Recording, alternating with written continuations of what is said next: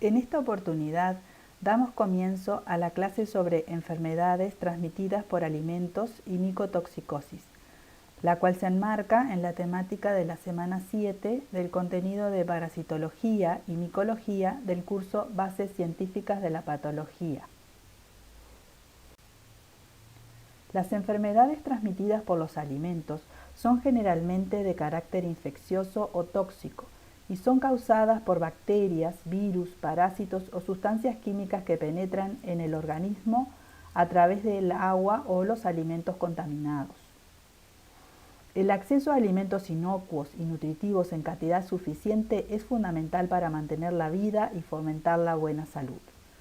Los alimentos insalubres, que contienen bacterias, virus, parásitos o sustancias químicas, causan más de 200 enfermedades que van desde la diarrea hasta el cáncer.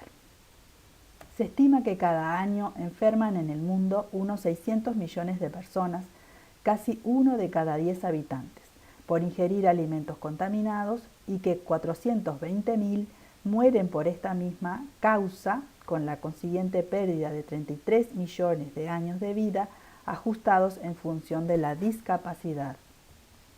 Los niños menores de 5 años soportan un 40% de carga atribuible a las enfermedades de transmisión alimentaria, que provocan cada año 125.000 defunciones en este grupo de edad. Las infecciones diarreicas, que son las más comúnmente asociadas al consumo de alimentos contaminados, hacen enfermar cada año a unos 550 millones de personas y provocan 230.000 muertes. Todos estos datos fueron extraídos de la página de la OMS en el tema enfermedades transmitidas por alimentos. ¿Cuáles son las formas infectantes de los parásitos que pueden encontrarse en los alimentos? Esporos, tripomastigotes, quistes o quistes, huevos, larvas o estados enquistados. Pueden hallarse por contaminación en alguna de las etapas de la cadena alimentaria: producción, transporte, almacenamiento, procesamiento, conservación, comercialización y consumo. A partir del ambiente, de animales, particularmente de sus heces, de insectos vectores y de manipuladores de alimentos. La contaminación se ve favorecida a través de la mala higiene ambiental y personal y a prácticas inadecuadas en el manejo de los alimentos. Puede hallarse también por ser parte del ciclo de transmisión del parásito, por ejemplo en carnes de diferentes orígenes. Las prácticas inadecuadas de preparación y conservación condicionan este tipo de transmisión. E incluso a pesar de que el parásito no se multiplica en su fuera de su hospedero, pueden amplificar la posibilidad de infecciones cuando se preparan chacinados con mezclas de carnes. Existe una publicación de la Organización de las Naciones Unidas para la Agricultura y la Alimentación y de la Organización Mundial de la Salud, publicada en el 2014, llamada Evaluación de Riesgos Microbiológicos, clasificación basada en multicriterios para el manejo del riesgo de parásitos transmitidos por los alimentos. Esta nos proporciona un ranking de parásitos transmitidos por alimentos ordenados de mayor a menor importancia de acuerdo a su impacto en la salud pública. Y vamos a desarrollar. A continuación se detallan los criterios utilizados en esa publicación para definir la importancia de la transmisión de parásitos por alimentos. Número de casos globales en el mundo como enfermedad manifiesta. Distribución global, número de regiones involucradas. Severidad de la morbilidad aguda, peso de la discapacidad. Severidad de la morbilidad crónica, peso de la discapacidad. Porcentaje de la infección que corresponde a la etapa crónica. Porcentaje de la mortalidad. Relevancia para el comercio. Impacto económico en las comunidades. En esta diapositiva se muestra el ranking mencionado de parásitos transmitidos por alimentos de acuerdo a su impacto en la salud pública y su alimento fuente. Taenia solium a través de carne de cerdo, Echinococcus granulosus a través de productos frescos, Echinococcus multiloculares a través de productos frescos, Toxoplasma gondii, a través de carne u órganos de pequeños rumiantes, cerdo, vacuno, caza, Cryptosporidium spp, por productos frescos, jugos de fruta y leche, y la lista continúa hasta completar los 24. En esta diapositiva se encuentran seleccionados 12 de los 24 parásitos del ranking. Estos son los que se diagnostican en nuestro país, o sea, que corresponden a infecciones autóctonas.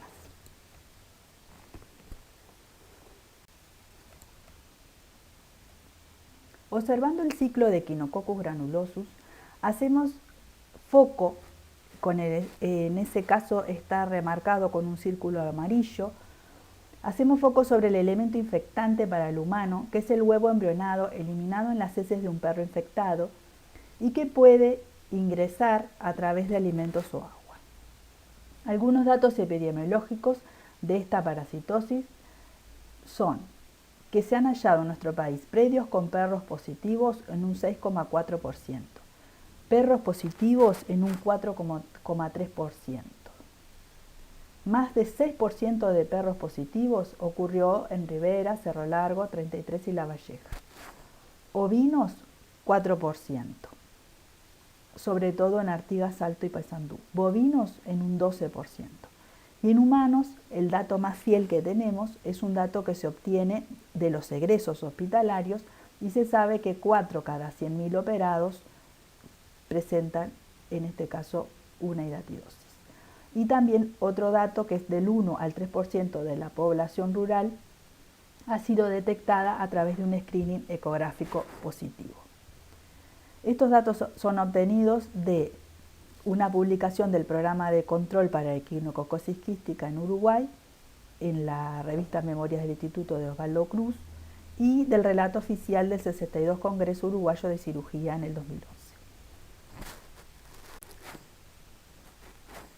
Observando el ciclo de Toxoplasma gondii, destacamos los elementos infectantes. Otra vez están en los círculos amarillos. El ooquiste eliminado en las heces de un gato infectado o el quiste tisular en animales que consumimos poco cocidos. En Uruguay la prevalencia en mujeres embarazadas es casi del 53%, lo que muestra una alta exposición y circulación del parásito. En población general, 30 a 60% de infecciones que van aumentando con la edad y en relación con las condiciones socioambientales y los hábitos de alimentación. Observando el ciclo de Cryptosporidium spp, hacemos foco en el elemento infectante, que en este caso es el ooquiste, que es eliminado en las heces de humanos infectados u otras especies de animales. Mencionamos algunos datos epidemiológicos. 5 primeros casos de Cryptosporidium en población infantil de Uruguay, en chicos que tenían diarrea con deshidratación, correspondió a un 6% de la población. Niños inmunocompetentes con diarrea aguda, 8 al 11%, en 1991. En revisión de casos diagnosticados entre 2005 y 2008 en población VIH-Sida en Montevideo, se hallan un 39% de esos pacientes parasitados, de los cuales el 9% correspondía a Cryptosporidium.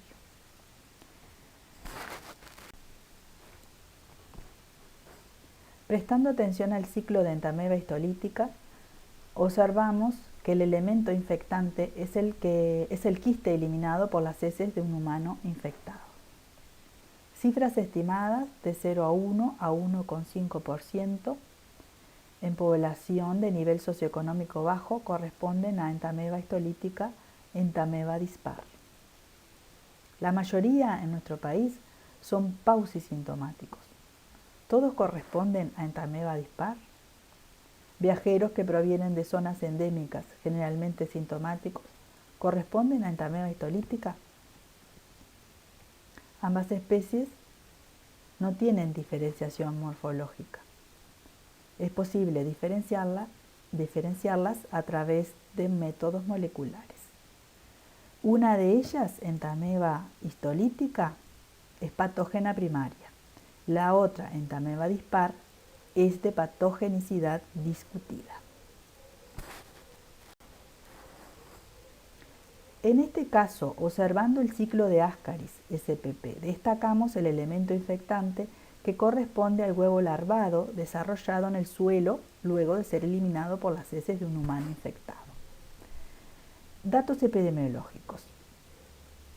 Un estudio en Malvin Norte encontró 42% de pacientes infectados con Ascaris, eso fue en el 2009, y en Barros Blancos encontró un 4%, ese estudio se desarrolló en el 2011.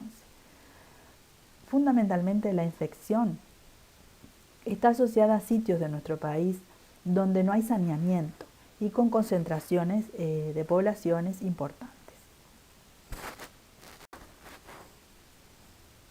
El ciclo biológico de Trypanosoma cruzi, como ven en la diapositiva, hace hincapié en la transmisión vectorial, la cual es la más importante para la enfermedad de Chagas en América. Otra situación es la de nuestro país en este momento. La transmisión vectorial domiciliaria fue interrumpida en el año 1997. La eliminación de Triatoma infestan como problema de salud pública fue en el 2013. El tamizaje universal de donantes en bancos de sangre lo hacemos desde 1985 en todo el territorio nacional. El control de donantes y receptores de trasplantes también se realiza en forma obligatoria. La transmisión congénita es la vía más importante de transmisión actual y sabemos que la transmisión ocurre de un 2 al 8% de los casos. Entonces, en Uruguay se registrarían anualmente entre 20 y 40 casos anuales congénitos. Entonces, la transmisión oral, que es la que vamos a valorar ahora porque estamos en la temática de enfermedades transmitidas por alimentos, ha sido considerada una forma rara e inusual en la enfermedad de Chagas. Sin embargo, en los últimos años, esta forma de transmisión ha llamado la atención en países como Brasil, Venezuela y Colombia por la presentación de microbrotes de enfermedad de Chagas agudo asociados a la ingesta de alimentos o bebidas contaminadas con el parásito.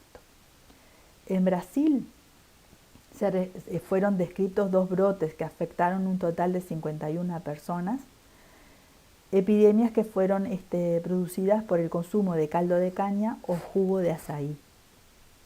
En la zona de Navegantes, 25 personas, de las cuales 5 fallecieron. En Igarapé, da Fortaleza, 26 personas se infectaron. En Colombia, entre el 2008 y 2012, 9 brotes de Chagas agudo y 4 casos aislados. Los microbrotes involucraron 60 pacientes en total, cursando con alta morbilidad y mortalidad, 8 casos fatales, de los cuales 7 correspondieron a los brotes y 1 a un caso aislado. Entonces, la infección por vía oral con T. cruzi puede ocurrir en situaciones donde las frutas o alimentos son rociadas con las secreciones de las glándulas anales odoríferas de los animales del género Didelphis, llamados zarigüeya o comadreja, como se ve en el esquema central. Por consumo de carne de caza mal cocida de animales infectados. También cuando los insectos vectores infectados son triturados con el alimento durante su preparación, por ejemplo cuando se prepara jugo de caña, o cuando se ingieren alimentos contaminados con deyecciones de triatomíneos. Observando el ciclo de Giardia-Lamblia, vemos que el elemento infectante es el quiste, que ingresa por boca al hospedero, pudiendo hacerlo a través de agua o alimentos. Mencionamos algunos datos epidemiológicos. La giardiasis fue encontrada como causa de diarrea aguda en la comunidad en un 18% de niños con diarrea y en un 7% en niños sin diarrea. En casos de diarrea persistente se encontró una giardiasis en un 3,5% de niños hospitalizados. Y en diarrea crónica, un 46% de niños de 1 a 5 años de bajo medio socioeconómico con diarrea crónica y un 57% en el grupo de niños que iban de 1 a 3 años. En población adulta, en el año 1999 se diagnosticaron un 6% de giardiasis.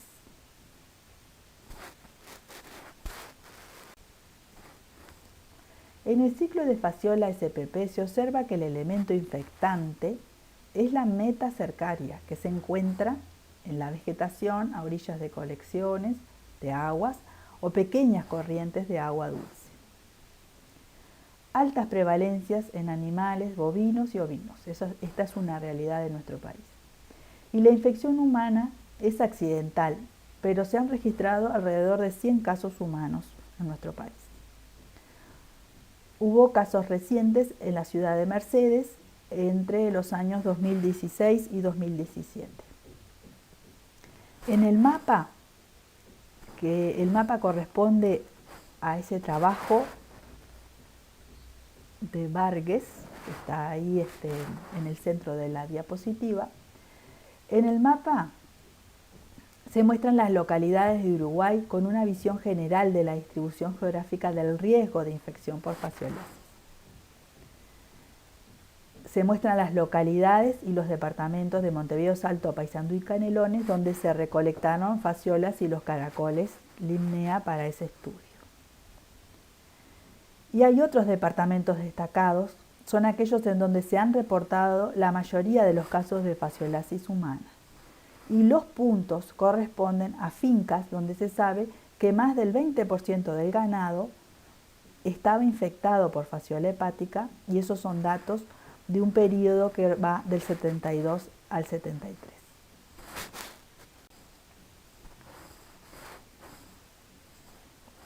Los huevos no embrionados de Trichuris trichura son eliminados con las heces. En el suelo, los huevos se convierten en embrionados, es decir, infecciosos más o menos en 15 a 30 días. Después ocurre la ingestión a través de manos o alimentos contaminados con el suelo. Tenemos datos de un trabajo que se realizó en Malvin Norte en el 2009, donde se encontró trichuris en un 26% de esos pacientes estudiados. Y otro estudio en Barros Blancos en el 2011, donde se encontró un 6% de pacientes con trichuris.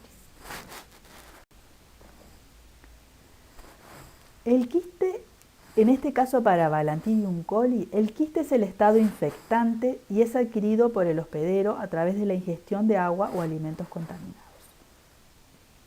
En el 2005 se publicó un caso clínico.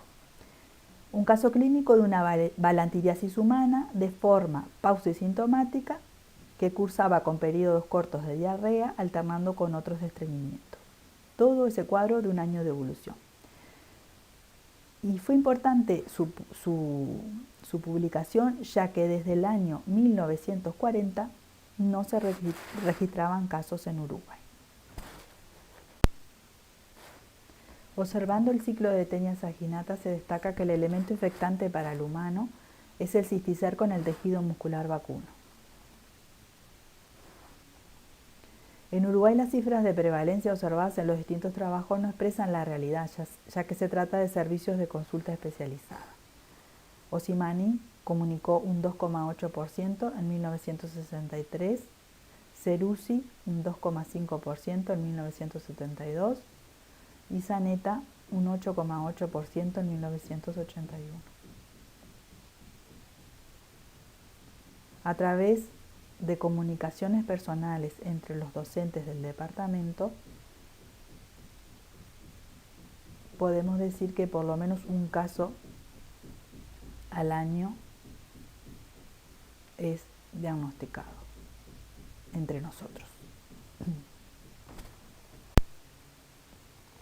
En el caso de Toxocara spp, el humano es un hospedero accidental que se infecta ingiriendo huevos infectados que maduran en el suelo u hospederos paraténicos infectados, que los consumimos semicocidos o crudos. En el ambiente se ha descrito un 53% de plazas de Montevideo contaminadas por huevo de toxocara en el año 2000. En Barros Blancos, Canelones, huevos de toxocara hallados, 11% en tierras de hogares, 17% en tierras de espacios públicos y 40% en lodos de espacios públicos. Los lodos son producto de las aguas hervidas. En perros se describió un 13% positivo en heces, o sea, el estudio fue de heces de perros de Montevideo y se halló un 13% positivo en el 2003. Y se halló un 23% positivo de heces de perros en ese estudio de Barros Blancos del 2013. En humanos hay una revisión de casos con serología para toxocara, con un 44% de positividad en niños menores de 5 años. Eran asintomáticos, pero presentaban hipereosinofilia. Eso fue en el 2001. Y también un estudio de seroprevalencia de la infección por toxocara en población infantil de zonas contaminadas con plomo. Allí se halló un 68% de positivos.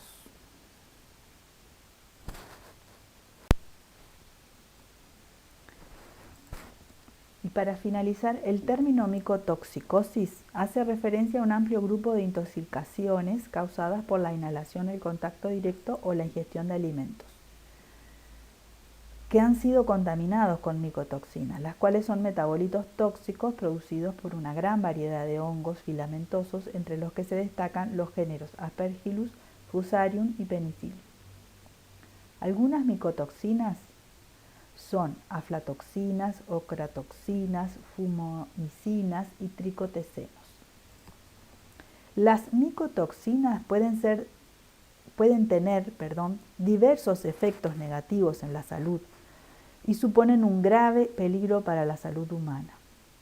Dichos efectos pueden ser de carácter agudo, intoxicación, o crónico, inmunodeficiencia y cáncer.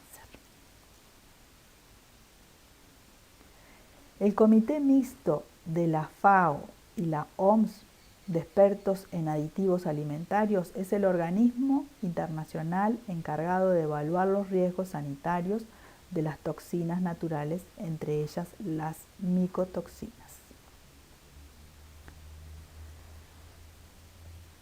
Y formulan normas y códigos de prácticas internacionales que los países se deben adherir. Las micotoxinas se producen fundamentalmente en granos y cereales. Y en América ocurre que en 19 países hay normativa con respecto al control de estos productos en los alimentos, que eso representa el 91% del total de América. Uruguay tiene una normativa que es común a los otros países del Mercosur y además cuenta con reglamentaciones más detalladas, que incluyen además límites para los alcaloides del ergot en las raciones, algo que es raro en el mundo de los reglamentos para las micotoxinas.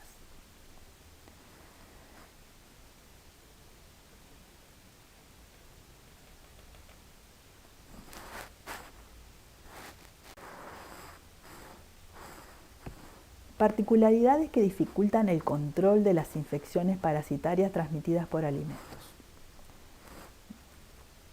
Son enfermedades abandonadas o negligenciadas y con poca atención sobre ellas en la búsqueda de medicamentos y tecnologías diagnósticas. Tienen todas estas infecciones complejidad de los ciclos particulares de cada parásito. Hay una alta carga de enfermedad humana y animal. Hay desconocimiento de su impacto como problemas de salud pública en muchos casos. Falta de definir el riesgo asociado a su ingestión con alimentos y falta de desarrollar tecnologías de diagnóstico de parásitos en alimentos. No existe obligatoriedad para notificar la mayoría de estas infecciones. En este momento las migraciones poblacionales han hecho un cambio importante en cuanto a la epidemiología de estas infecciones. Se han expandido todos los hábitos alimentarios exóticos y el cambio climático. Con respecto a la prevención, hacemos mención a cinco claves para mantener los alimentos seguros. A partir de una fuente que es una publicación de la Organización Mundial de la Salud, de la Organización Panamericana de la Salud y del Instituto de Nutrición de Centroamérica y Panamá, donde hace mención a mantener la higiene personal y ambiental y haciendo hincapié en el cuidado de animales y vectores, usar agua potable y seleccionar alimentos seguros, separar los alimentos crudos de los cocidos, cocinar completamente los alimentos, especialmente las carnes, y mantener los alimentos a temperaturas seguras. Continuando con lo que podemos hacer en prevención, a nivel industrial hay un protocolo que hace un análisis de peligros y puntos críticos de control y tiene 3 medidas fundamentales, que son controlar o erradicar los microorganismos desde la fuente de infección, o sea, desde el establecimiento productor, eliminar microorganismos de los alimentos crudos de origen animal mediante procesos tecnológicos, aplicación de frío o de sustancias químicas, y educar a la población sobre los riesgos y cómo prevenirlos. Por ejemplo, en nuestro país existe un curso de manipuladores de alimentos y hay una publicación que tiene el Ministerio de Salud Pública que se puede extraer de la página del Ministerio de Salud Pública. Y nosotros como departamento sugerimos que se incorpore el coproparasitario en el carnet de salud de manipuladores de alimentos, que en este momento no lo incluye. Y esto es parte de la bibliografía consultada para poder concretar la clase de hoy. Muchas gracias.